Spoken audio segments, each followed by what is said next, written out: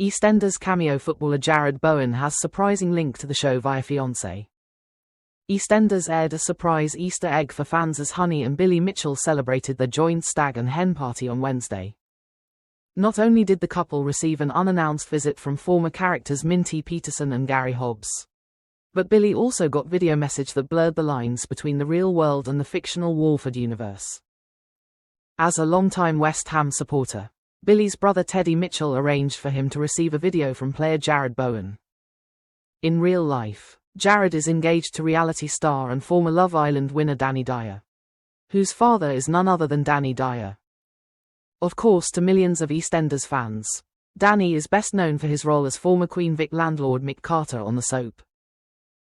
For Jarrod's appearance poses the very interesting idea that in the EastEnders universe, both Mick Carter and Danny Dyer exist. In fact, it also means that Danny exists in both worlds too, as she had a cameo role in the soap back in 2021. The 28-year-old star shared scenes with her real-life dad, playing a pregnant taxi driver called Jeanette, who drove Mick to wife Linda Carter's pregnancy scan. Danny said of the scenes at the time, "I was really excited, me and my dad really work well together. We do our podcast and that's always such a laugh. So to be acting alongside him really was fun and made it a lot easier for me." Danny and Jarrod have been together for 4 years and got engaged last summer.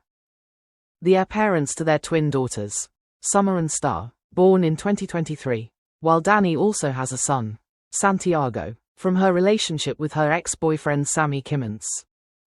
Meanwhile, Danny recently ruled out reprising his role as Mick, who is still presumed dead after going missing at sea on Christmas Day 2022.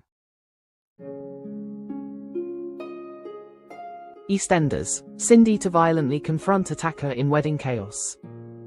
Who is it? Cindy was brutally attacked on Christmas Day as an unknown assailant hit her over the head with a shovel, an act that left her hospitalized. Since awakening, Cindy has attempted to deduce the identity of the culprit, with suspicion falling on several people. In scenes set to air during the soap's 40th anniversary celebrations next week, Cindy and estranged husband Ian will have a huge row at Kathy's cafe after Priya, who has been hired by Cindy to get close to Ian, makes a huge revelation.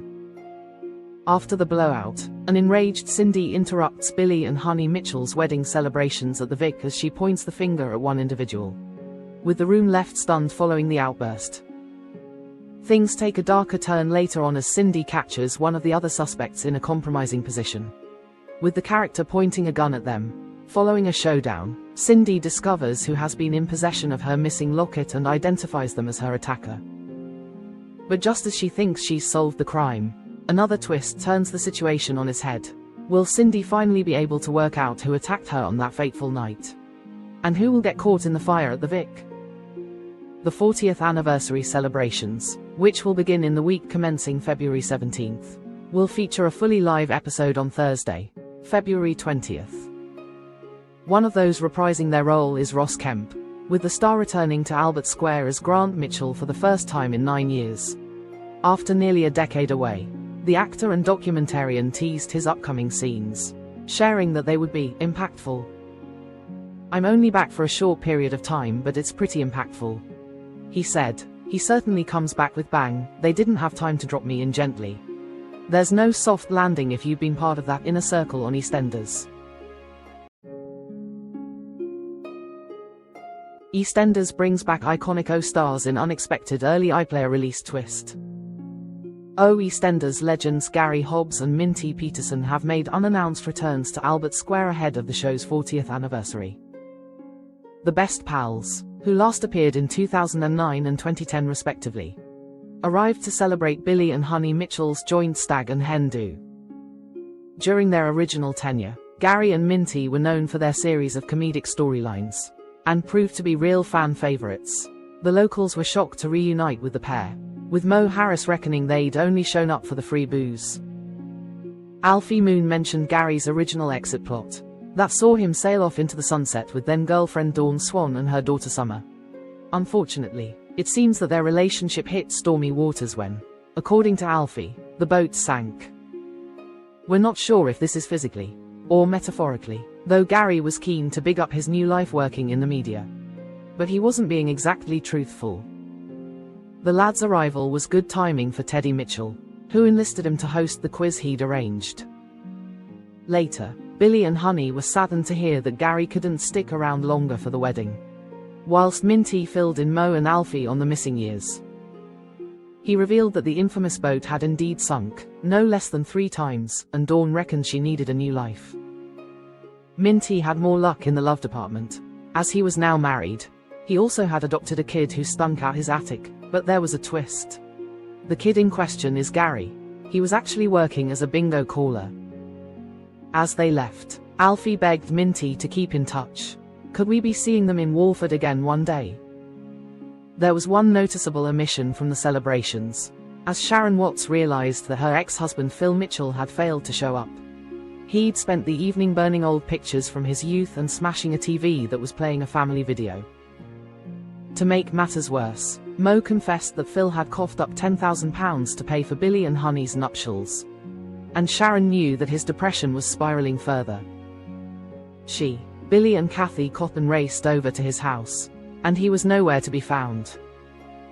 With the smell of smoke filling the air from the scorched snaps, Billy uttered an immortal line, originally said in the very first EastEnders scene in 1985, "Core. It stinks in air. Done it." As Sharon inspected one of the photos, we cut to an emotional Phil knocking on the door of his childhood home, with Mum Peggy answering. In tomorrow's episode, we're taken back to 1985 for some troubling flashbacks and hallucinations through his eyes. EastEnders reveals game-changing twist in intriguing Ian and Priya plot. All is not what it seems.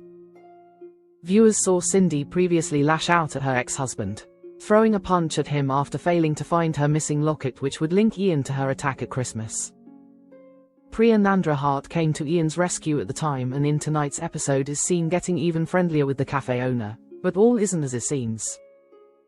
The episode begins with Priya and Ian still at the Vic, enjoying a drink and continuing their scheme to make exes Cindy and Ravi jealous. Cindy inevitably takes the bait, confronting the pair and claiming that Ian has paid Priya to hang out with him. "I ain't the one jumping into bed with my stepchildren," Priya retaliates, which leads to Cindy throwing a drink over her. Ian breaks up the confrontation and tells Cindy that he'll never let her back into his house to get whatever it is she's looking for. He then escorts Priya back to his to get cleaned up. Back at Ian's, he apologizes for Cindy's outburst and getting her involved in their drama. With Priya telling him not to worry, he offers to open a bottle of wine and the two head to the living room to have a drink on the sofa. The two toast to the bad exes club and grow a little closer. So much so that Ian leans in for a kiss, before retreating and apologizing. Shortly after, Kathy arrives calling Priya a cheap tart. Cueing Priya's exit, Kathy worries about what Priya wants from Ian, but he assures his mum that she's just a friend. After leaving Ian's, Priya heads to the cafe for a late-night meeting with none other than Cindy. Turns out Priya is being paid by her to get the locket for Cindy, duping Ian in the process. "This payout better be worth it," she tells her, with Cindy replying, "You find me that locket, so I can prove that Ian was the one who attacked me and you can have everything we agreed." Các bạn vừa theo dõi một sản phẩm của EastEnders Spoiler TV. Xin chào và hẹn gặp lại.